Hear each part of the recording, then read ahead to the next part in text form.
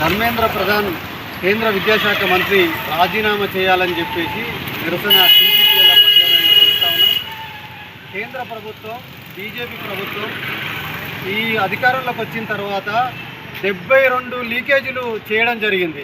విద్యాశాఖలో అనేక టెస్టులు నిర్వహిస్తున్న క్రమంలో అన్ని లీకేజీలు చేసినా వాటిని కరెక్షన్ చేయడంలో విఫలమైంది. ధర్మేంద్ర ప్రధాన్ విద్యాశాఖ మంత్రిగా ఉన్న కాలంలో అనేక లీకేజీలు జరిగినాయి.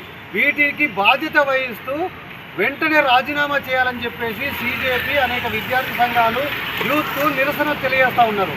గత 20 రోజులుగా ఢిల్లీలో నిరసన వ్యక్తం చేస్తున్న వాళ్ళు సోనం వాంగ్చుక్ ఆయన నిరాహార దీక్ష చేస్తున్న కేంద్ర ప్రభుత్వం విద్యాశాఖ మంత్రి మోదీ ప్రధానమంత్రి మోదీ కూడా కనీసం వాళ్ళతో చర్చలు కూడా చేయడం లేదు.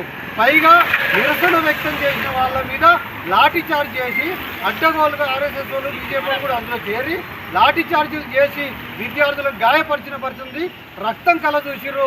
దీన్ని TPTL Telangana private teachers lecturers federation demand ఖండిస్తూ ఉంది. వెంటనే వాళ్ళని రాజీనామా చేయాలి కేంద్ర విద్యాశాఖ మంత్రి. అదే సందర్భంలో ఆ కుటుంబాలకు అంటే విద్యార్థులు 22 మంది ఆత్మహత్య చేసుకున్నారు. ఆ కుటుంబాలకు ₹1 కోటి చొప్పున వెంటనే పరిహారం కూడా చెల్లించాలి. దీనిపై వెంటనే పార్లమెంటులో కూడా ఒక మాట వ్యక్తం చేయాలి. వాళ్ళకి కనీసమైన క్షమాపణ తెలియజేయాలని చెప్పేసి ఈ సందర్భంగా టీపీటీఎల్ఎఫ్గా డిమాండ్ చేయాలి.